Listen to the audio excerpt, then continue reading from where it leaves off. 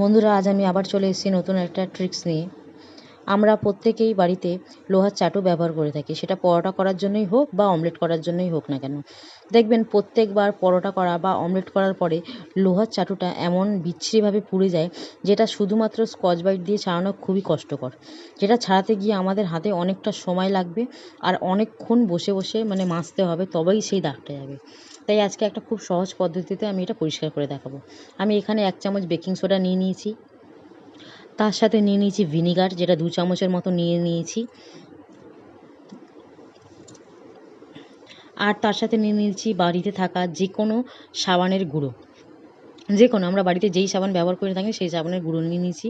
নিয়ে এই 3টের মিশ্রণকে আমি একসাথে স্কচ ব্রাইটের সাহায্যে পুরো চাটুর গায়ে মাখিয়ে দেবো, যাতে প্রত্যেকটা জায়গায় ইকুয়ালি লেগে যায়। আর মাখিয়ে রেখে এটা আমি 10 মিনিটের জন্য ছেড়ে দেবো। 10 মিনিট হয়ে গেছে।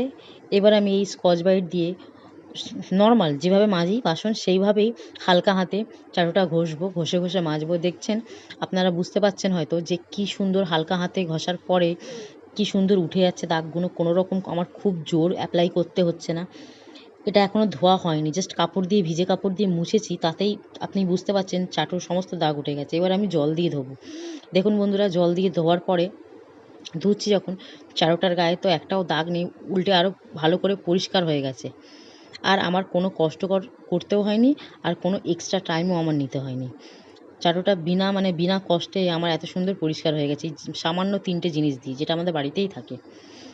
কি সুন্দর দেখুন পরিষ্কার হয়েছে। এখনও মুছিনি আমি, এবারে মুছছি। দেখুন মুছেছি, মোছার পরে চাটুটা বুঝতে পারছেন কি সুন্দরভাবে পরিষ্কার হয়ে গেছে। এবার প্রত্যেকবার আমাদের চাটু মাজার জন্য আর কাঠখড় পোড়াতে হবে না, আর অনেকটা সময় ধরে স্কচ ব্রাইট দিয়ে দিয়ে বসে বসে আর মাজতে হবে না। আমি বাড়িতে থাকা 3টি জিনিস দিয়েই এটা খুব সহজেই তুলে নেব। চলে যাব নেক্সট ভিডিওতে।